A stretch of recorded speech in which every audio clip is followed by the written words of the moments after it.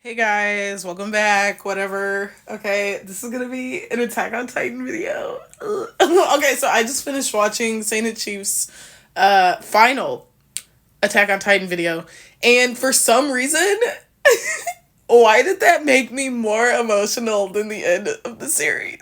Because like seriously, um, okay, we'll get into that at the end, right? Let's talk about the content of the video. So I feel like I was expecting a lot more, but then I read his comment, his description or whatever pinned comment or something, and he was like, "Yeah, I was gonna do a plot hole by plot hole video type thing, but fuck that, like at the end of the day, this is a series that brought me like joy, blah blah blah blah." Which, like, fine, cool. He already kind of did the plot hole by plot hole thing when the manga ended, so whatever. So I'm not gonna lie, I was like a little bit like, aw, a little twinge of disappointment, but the video is still good. Was not expecting the brother bear comparison, but that shit slapped. So yeah, that was cool. Let's get into the content of the video. So he talked a lot about how the theme of AOT became like give up on your dreams and die. And I can't remember what video of mine I kind of touched on that, but like, yeah, like that's something I noticed too, like in my with how Isayama ended the series. We talked on this channel a lot about how the ending became like a skeleton to the rest of the story. So it's not just like, oh, it's the end, haha, like whatever, it doesn't destroy the journey. It's an end that actually does destroy the journey because it becomes a skeleton, right? Saint talks a lot about the recontextualization, right? So all of those recontextualizations that happen at the very end, especially in regards to Eren's character, really does ruin the journey, because how do you watch something like Female Titan arc and hear Eren out and it just becomes this whole thing of like, who are you acting for? It becomes this thing of like, I don't know. It's just a piece of shit. Like, it's not like there's no rewatch value when it comes to this series anymore. And so I understand like not wanting to put that much effort towards that. It's painful. It's genuinely painful to go back through like the parts that made AOT so good. It's actually painful, right? Because Saint talks a lot about how like he can't relate to Eren, like, he would have been someone who would be considered a fucking coward in the AOT verse. But my experience is the opposite, right? Like, I self-inserted, I don't know if that's what you guys call it, so hard when it came to Eren, because I was like, this is exactly fucking me. Like, that's exactly me. And like, it may sound like, oh yeah, right, bitch, you be Armin or something. It may sound like, come on, but like, no, like, I've been saying, like, way before I even watched AOT that, like, God forbid if a school shooter or something came into my like classroom or something, I would fucking fight. You know that OVA of Attack on Titan where they were doing some shit for the higher ups where they had to go on an expedition, cross paths, and then go back to the starting point, and Armin was the scribe, and Historia gets captured, kidnapped, whatever, and the 3DMG gets stolen.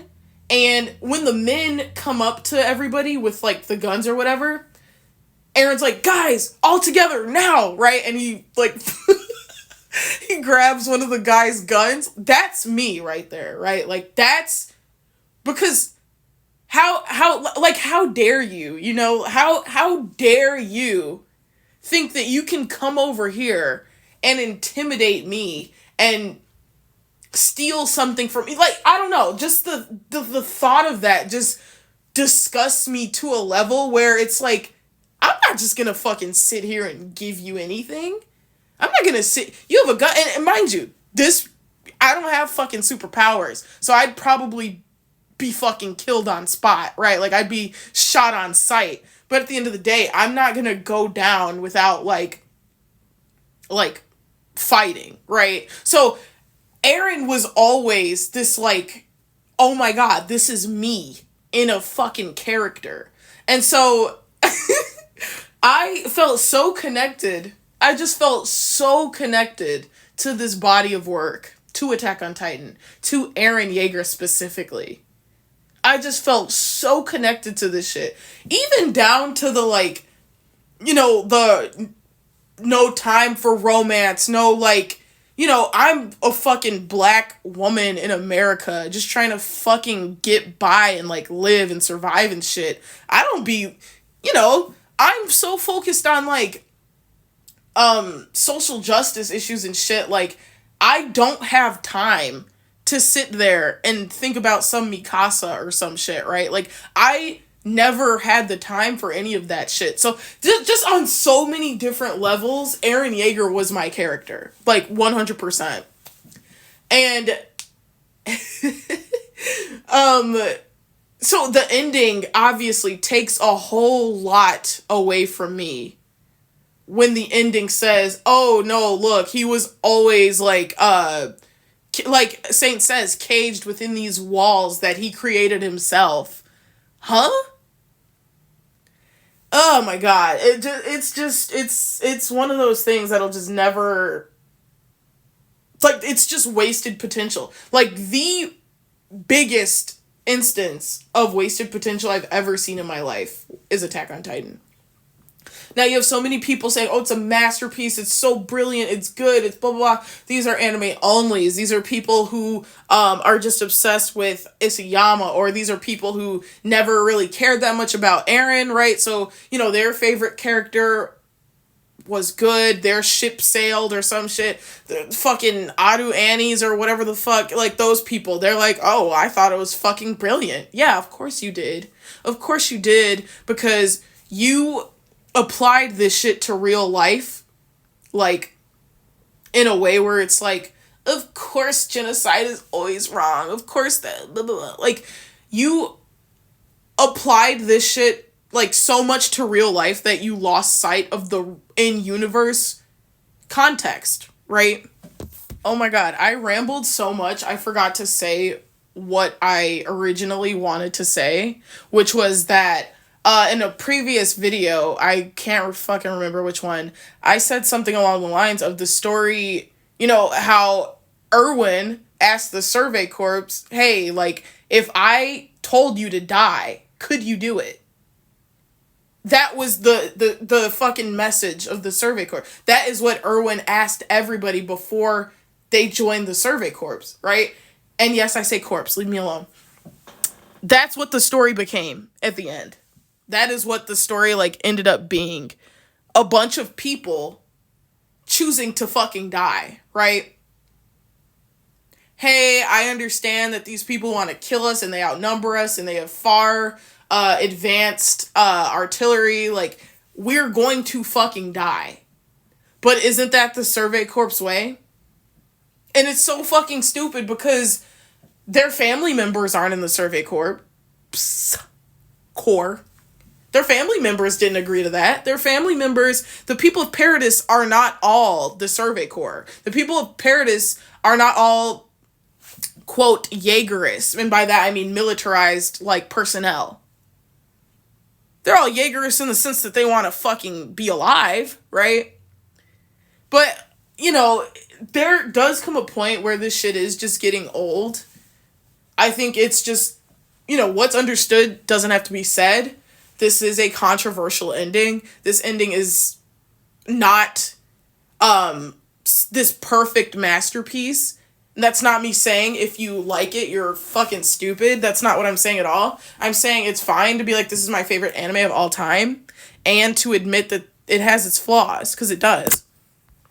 Yeah, so, saying spot on, the story at the end became like, having dreams is fucking useless, right? And you could make a pretty good case for that if you drill back through the story a little bit. When Erwin decides to die, right? Give up on your dreams and die. But then there's all the themes about, making sure the people who died for you, making sure their lives meant something. So it's like, how do you give up on... I can't. I really can't.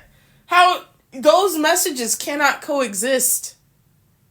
Because the people who died before you literally died so you could pursue, like, a happier future. So you could get closer to the truth. And so you can live on.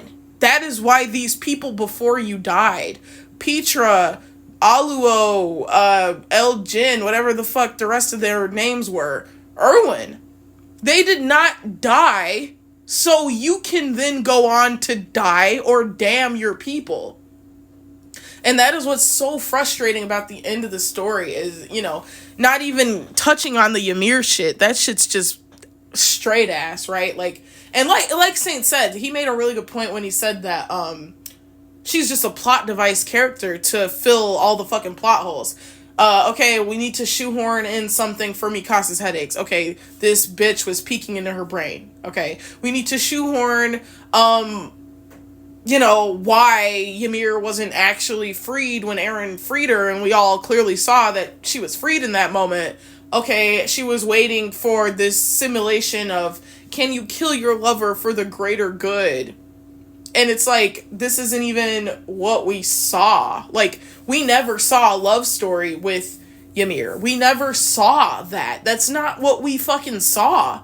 And I just find it funny how all the, main anime YouTubers, Moist Critical himself, right, say nothing about that part of the plot. They say nothing about Ymir at all. And that tells you everything you need to know.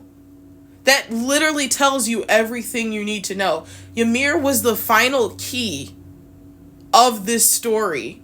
And the fact that nobody touches on her at all, the people who dick suck the ending, the fact that no one touches on her at all tells you everything you need to know.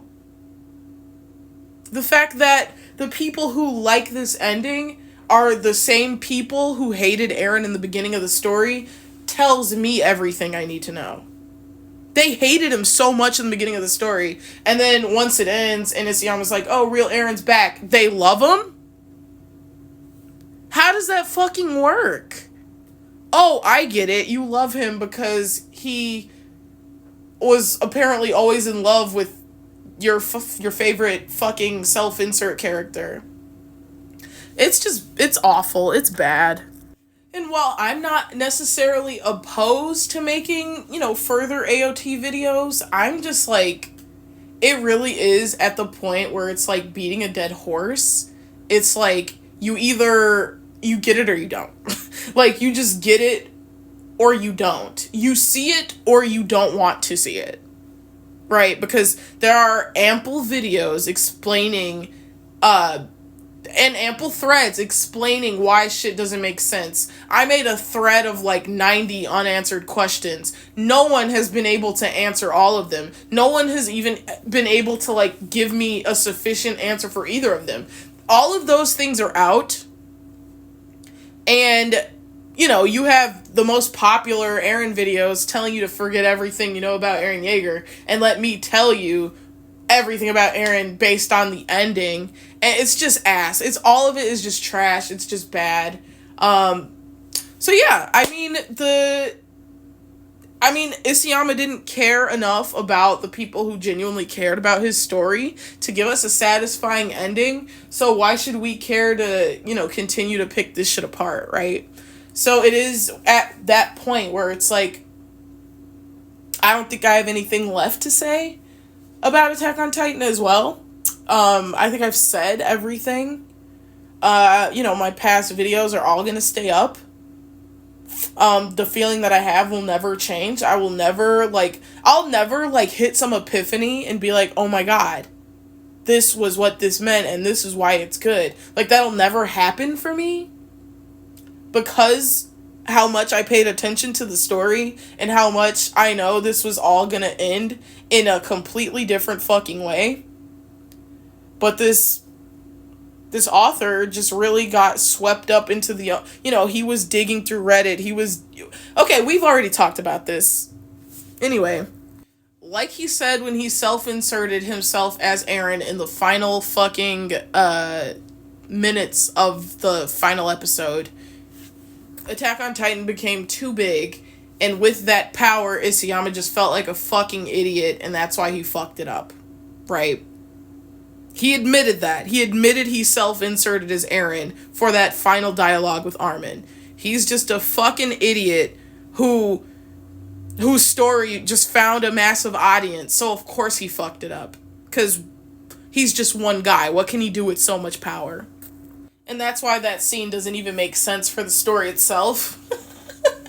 Because he's not just some idiot who happened upon power. He literally orchestrated events in the story to make sure that he got the Titans himself. It's just so fucking bad. Oh my god. Oh god, it's just so bad. Okay, whatever. In more important news, they put Kill Bill Volume 1 and 2 on Netflix, and I finished it in one sitting, and I learned that Bill did all that shit he did to Uma Thurman's character just because she moved on. Okay, technically she ghosted him too, but geez, men are so scary. Like,